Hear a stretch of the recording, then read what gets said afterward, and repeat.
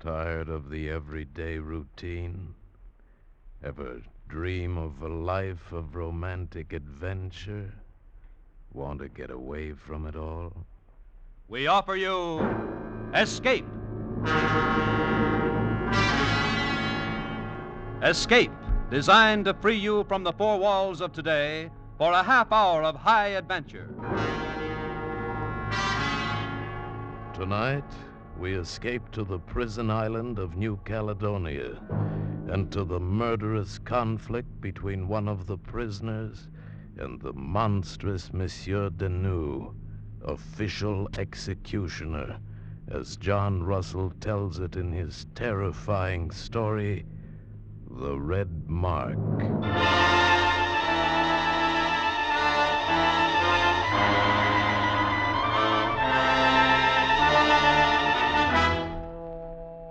We breathe in, breathe out, inhale and exhale, and we are therefore considered officially as living. Privately, however, and always with a snarl deep in our throats, we call ourselves the living dead. We sleep without resting, wake without desire, eat without pleasure, and work without hope. Some of us work in the mines, some in the copra sheds. I myself am a barber, but all of us wear the same straw sandals and the same rough canvas jackets, and we are never allowed to forget that this is the penal colony of New Caledonia, that we are convicts, and that France is on the other side of the world. Hello, Jemai. What? I'll be sure. You startled me. I didn't hear you come in. You were daydreaming. You know how it is. I know how it is for you. But Jemai, for me, the dreams are at an end. My life as a convict is at an end. You have your ticket home? Of course I have my ticket. I've only 8 more days to go. 8 days. 3 weeks on the ship, and then France.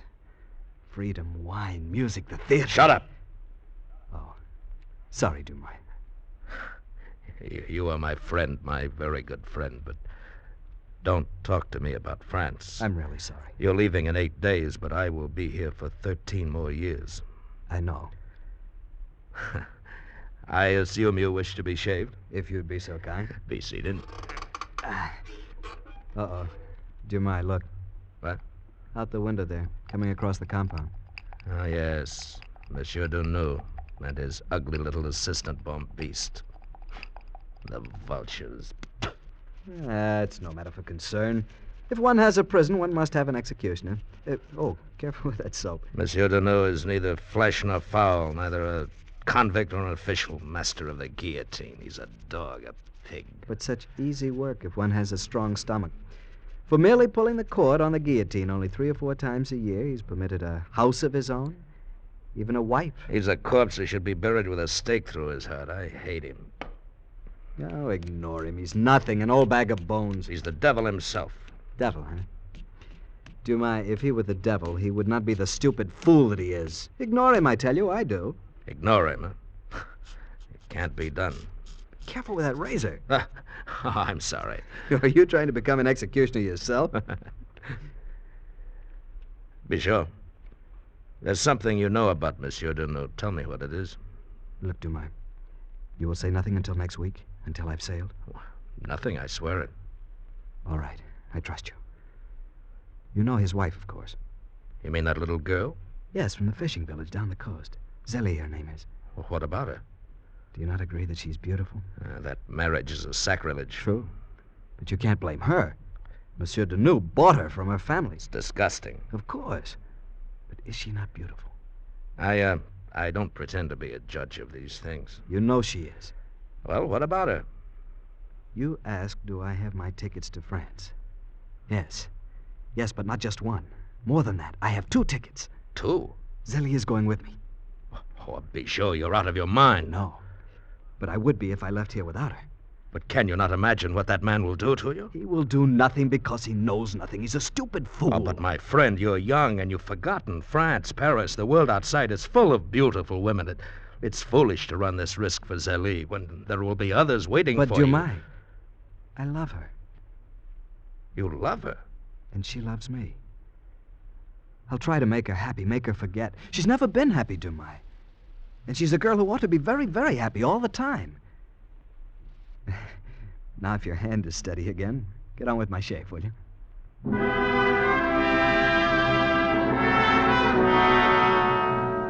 I saw that my little friend Bijot was in dead earnest. Right or wrong, foolish as he might be, he meant every word he'd said. And suddenly, I realized how much alike they were, he and Zélie, the child bride of the executioner.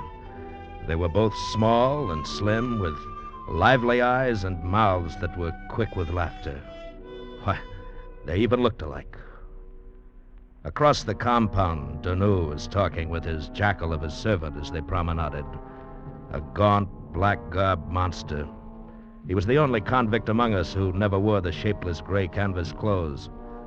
I glanced at the two of them now and then as I went on shaving Bijot, wondering what they talked about, what they dared to talk about in the bright, clean light of the sun. That hideous pair of devils. Master? What is it, Bambiste? The little one who smiles too often, Bijot. What about him? In the barber's there. He's being shaved. Do you assume the fact to be of some interest to me? I only mentioned it. Hardly necessary. I was already aware that Bijot was there in the barber's hut being shaved. I'm sorry, Master. In fact, I am aware of several things that stupid little Bijot thinks are secrets. Being shaved, is he? We have a blade that could give him a closer shave. Bambiste? Oh, yes, Master. So close that he would never need another one. An interesting idea. Very interesting. I think Bijot has made rather a serious error in not realizing my cleverness. A mistake that may very well prove fatal.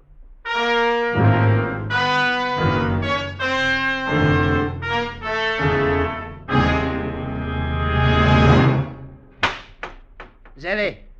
Who is it? Your husband, my little one, your old husband. You were expecting someone else, perhaps. No, of course not. But you're home early. Did I surprise you? Well, I enjoy surprising you, my dear. Do you mind? No. But dinner won't be ready for another hour yet. I'll start it at once. An hour? What is an hour when we have a lifetime together? Zélie? Yes, sir. Even though I'm an old man, old enough to be your... your father, You do not answer me. I don't consider you old, sir. Thank you. Then we will have many more years together. No? But, of course, sir. And we must make good use of those years. We must do things, Anything you wish? Then why not begin with a small trip up the coast? I can easily get permission. Whatever you say. Good. Then we shall leave the first of next week. Next week? Yes, my dear. Why not? But next week, 8 days from now, the boat stops here. Really? I had forgotten about it. But what could that possibly have to do with us? Well, letters. There may be letters for you from France. And your papers. You know how you love your papers. Ah, you are so considerate of my welfare, Zélie. I try to be, sir. You must love me very much. I said you must love me very much. Oh, of course. Say it. What? Say that you love me very much. I love you very much, sir. Pretty. But so unfortunate that you must always address me as sir. It's much too formal. It means nothing. It's only a habit. We must do something about that habit. I'm going out while you prepare dinner, Zélie. I must see Bambiste about a little matter. You'll be back soon? But of course. How could I bear to be away from you? Not to see you or touch you for even one single night. Goodbye, Zélie.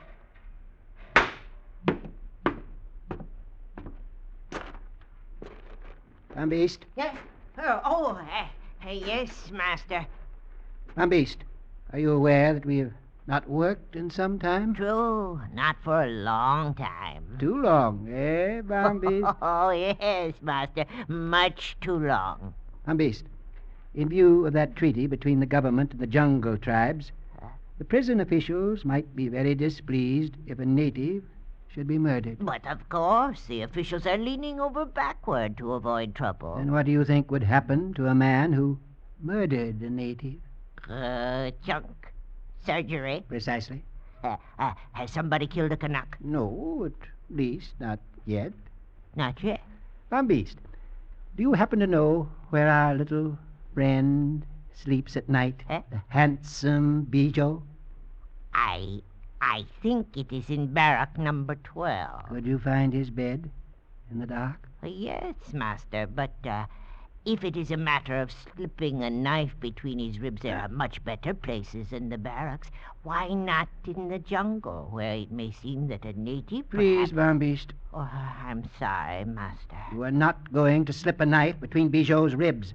In fact, my little Bombiste, quite the contrary.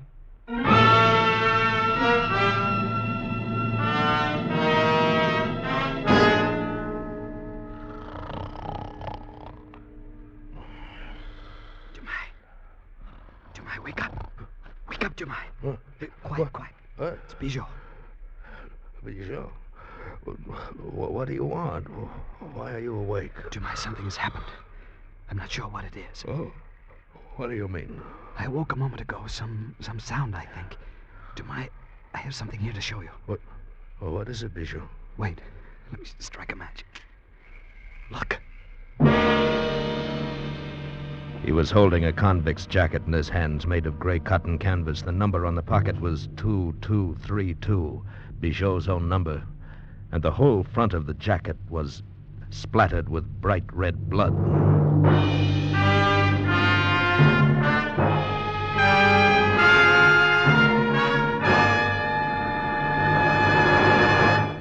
In just a moment, we will return with the second act of Escape. But first, most people like to know what to expect. But on at least one CBS show, a great part of the fun is in what turns up on the spur of the moment. That show is Groucho Marx's great quiz, You Bet Your Life, heard every Wednesday night on most of these same CBS stations. Now we return you to the second act of Escape.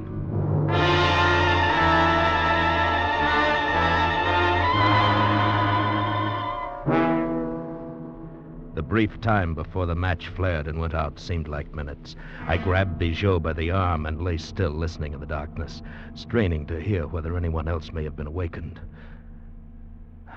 There was no sound. The other men slept on. Here, to my sandals. Feel them, they're wet. Yes. They've been worn outside somewhere within the last hour. And, to my knife has blood on it, too. Bijou, tell me quickly, where have you been? What have you done? Nothing. I've been asleep. You've not been out of the barrack? No, I swear it. Jemai, what is this? What does it mean? Bijou, I think it means that someone is more clever than you. Wait. What is it? The prison dogs. Listen. Yes.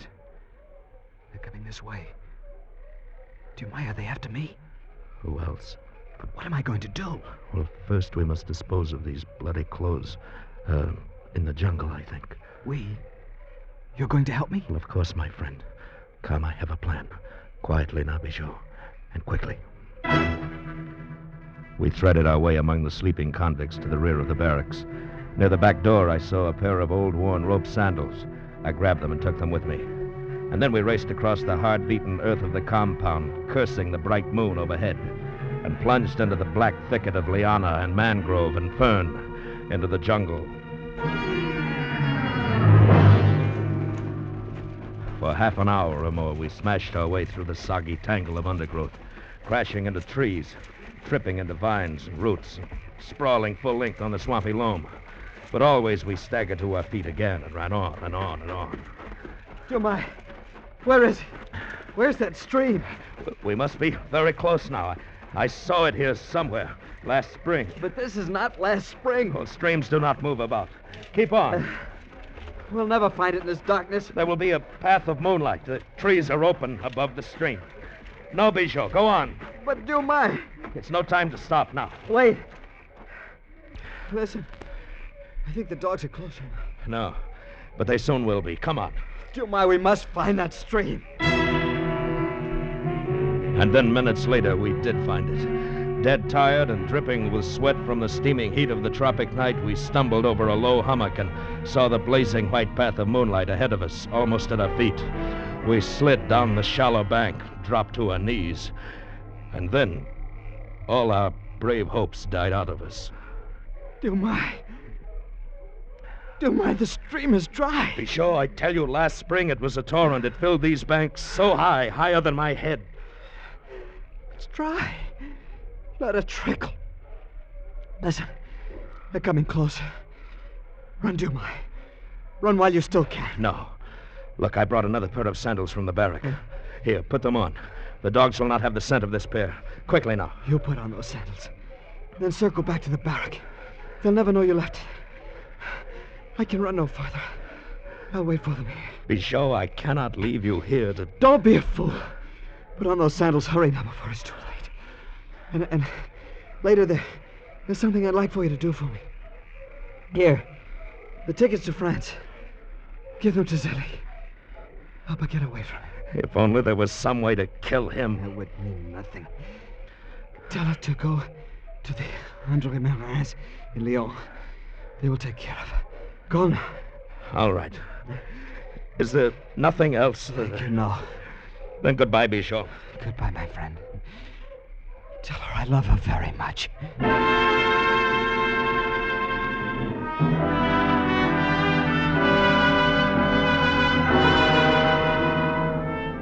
Being a convict, I was, of course, not permitted to attend the trial of my friend Bichot for the murder of a native. There were 2 convicts present, however, 2 star witnesses who palmed the Bible reverently and swore to having seen Bichot commit the murder. 2 demons from hell, Monsieur Deneux and Bombiste. The trial was over in less than 2 hours. The verdict was not surprising. The sentence inevitable. Convict Bichot, you will rise and face the council. Have you anything more to say in your defense? Nothing I haven't said before. I'm innocent. I've killed no one. Then this council of the penal colony of New Caledonia, sitting as a special court of the Republic of France, finds you guilty as charged. As commandant of this prison, I order you to be taken to the compound of the camp at daybreak of the 2nd morning following, and there in the presence of your fellow convicts, to be guillotined.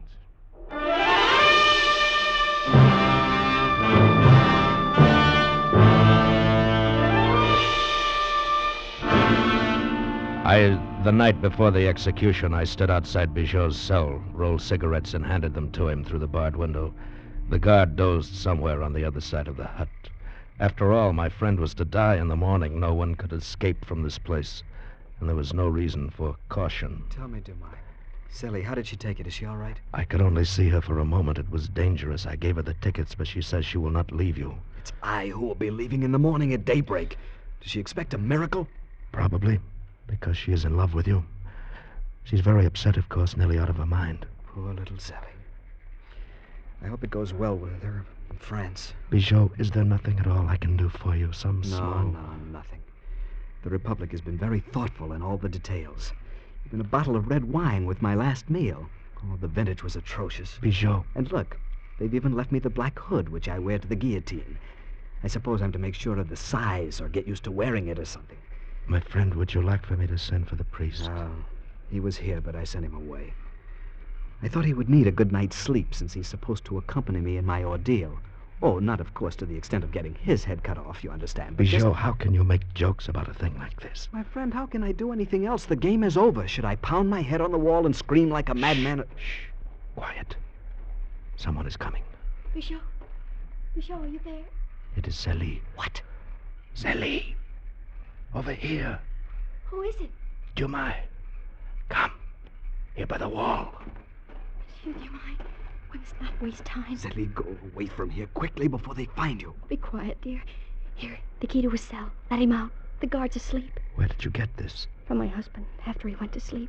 Hurry, please. But it will help nothing, only cause trouble for you. There is no time to argue. Hurry. I took the key and slipped around to the entrance of the hut. The fat guard dozed in a chair with his hands folded on his paunch. I moved past him, tiptoed to the door of Bijot's cell, fitted the key in the lock. I held my breath, but nothing stirred. Bijot came out of the cell without a word. We slipped past the guard and met Zélie by the wall of the hut. The three of us skirted the moonlit compound with the grim black shadow of the guillotine in the center of it. And without raising any alarm, we finally reached the edge of the jungle.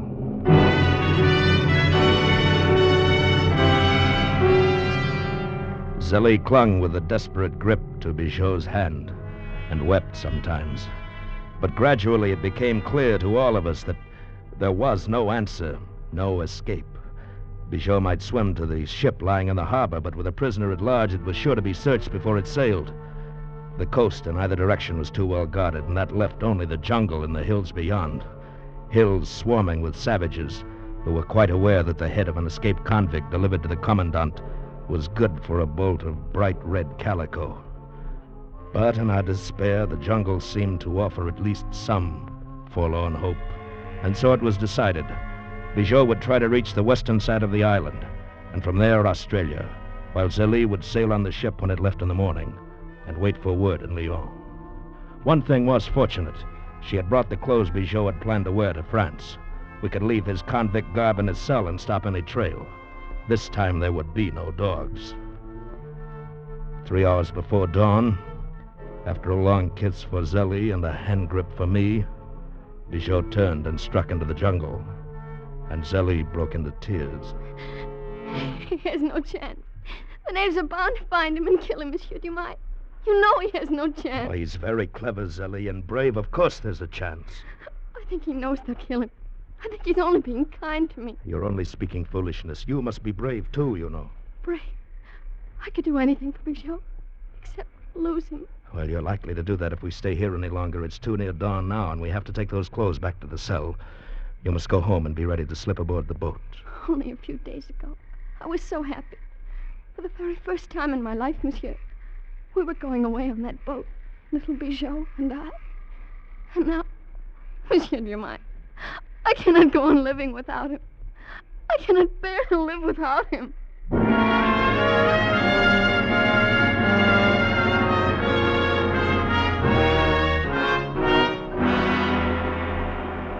As was the custom in those days, we knelt bareheaded, over 400 of us, on the hard-packed dirt of the compound facing the guillotine.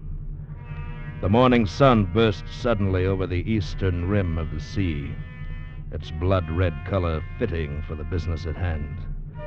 The commandant of the prison stood only a few yards from me, and just beyond him, fussing over their hideous machine, those two vultures of evil, Monsieur Deneux and Bombiste. The stage was set. The audience was ready. And only I knew that the star actor would not make an appearance. Is everything in readiness, Monsieur Deneux? Quite in readiness, Monsieur le Commandant. Very well. Bring out the prisoner. I looked toward the cell hut and waited, keeping my face as blank as all those around me. And then a priest and a guard stepped out of the hut and came toward us, and walking between them, wearing the gray convict's uniform and the black hood of the condemned, was my little friend Bijot. One moment of shock, and then I suddenly understood his apparent agreement with our plans a few hours earlier. He had reasoned that by this time Zélie should be aboard the ship that had waited only for the tide to sail. She would not know of the execution for months, a year or more perhaps. And by then she would be settled safely in France. And so Bijot had come back to face his death. Bombiste, place the condemned prisoner on the rack. Yes, master. Of all of us in the compound that morning, the man who was to die seemed the least afraid and the least concerned of any. Though the hideous black hood covered his face and head to the shoulders, No hood nor prison clothes could hide the almost jaunty swagger of his walk. That swagger spoke a reproof to the justice of the prison court, sneered at the blood-stained evil soul of Denou, and gave courage and hope to us who knelt on the ground. I am ready to proceed, Monsieur le Commandant. Is it your order that this prisoner be executed? It is. Proceed, Monsieur Denou. Bombiste, raise the knife. I think to the very top. To the top, master. The eyes of all of us, officials and convicts alike, followed the heavy blade moving slowly up the guides. Fascinated. Some of us snarled or cursed. Some of us trembled. But only Monsieur Denou smiled to himself. So intent was my gaze that I hardly noticed the native who pushed past me carrying a leaf-wrapped bundle and walked up to the commandant. Here. What is this? What are you doing here? We bring him one fella head. Alasemi, you give him one piece calico. We've had no escape here. Long time fella here no chop bush. Alasemi, bring him one fella head. You look. Monsieur Denou, holding the release cord of the guillotine in his hand, smiling still, had not noticed. The native fumbled with his package, and suddenly out rolled a human head. One that was impossible to mistake. You! But this is the head of the convict, Bijot. Then who, in the name of heaven, was the prisoner on the rack? Monsieur Denou, stop! No, stop! Monsieur, that was not Bijot. Here is his head. Look! Not Bijot. Who is it you have killed? Pull off the hood and see. No, I'm afraid. Monsieur Denou, remove that hood. And then, suddenly, I knew. It was not necessary for me to see who Monsieur Denou had executed. Little Zélie had taken the place of Bijot on the guillotine, and now had joined him in death.